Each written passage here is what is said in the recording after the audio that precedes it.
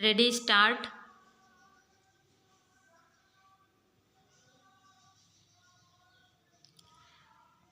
Start.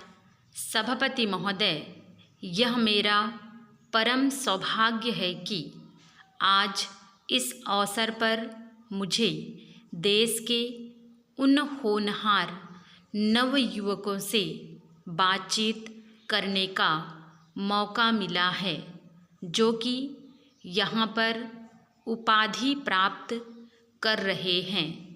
दक्षिण भारत में जहाँ की अपनी अलग अलग भाषाएं हैं, गांधी जी के प्रयास और स्नेह से हिंदी के प्रचार का काम शुरू हुआ। गांधी जी एक महान नेता ही नहीं थे बल्कि एक दार्शनिक भी थे। उन्होंने भारत की आज़ादी की लड़ाई को एक दिशा दी। आज़ादी मिलने के बाद जो हमारे देश के लिए बाधाएं बन सकती थी, उन सब के बारे में उन्होंने सोचा और उन्हें दूर करने का प्रयास किया। गांधी जी के प्रयास से ही दक्षिण में हिंदी प्रचार को आज़ादी के एक प्रमुख साधन के रूप में महत्वपूर्ण स्थान मिला। भारत की आज़ादी की लड़ाई में ऐसे अनेक साधनों का प्रयोग हुआ जो देश की एकता के लिए महत्वपूर्ण थे। इन साधनों में हिंदू मुस्लिम एकता, हरिजन समस्या, जातिवाद की समस्या और खादी की समस्या आदि प्रमुख थे। इन सब साधनों के साथ हमने हिंदी को भी माना।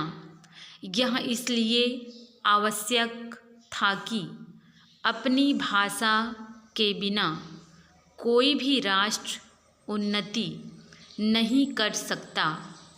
राष्ट्रभाषा हिंदी के बारे में लोगों में अनेक शंकाएं थी कि दक्षिण भारत में हिंदी का विरोध होता है, परंतु मैं आपको यह बताना चाहता हूँ कि आज़ादी के पहले और आज़ादी की प्राप्ति के बाद भी दक्षिण में भी यह भावना पैदा नहीं हुई कि वे हिंदी का विरोध करें।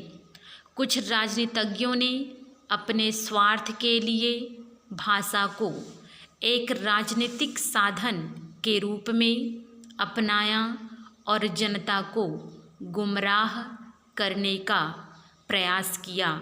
सूचना और समाचार माध्यमों ने भी इसे अपने व्यापार को बढ़ाने के एक साधन के रूप में लिया और कुछ लोगों द्वारा कही गई बातों को इस प्रकार जनता के सम्मुख रखा कि लोग समझने लगे कि यह दक्षिण की जनता की भावना है और वह हिंदी का विरोध कर रही है।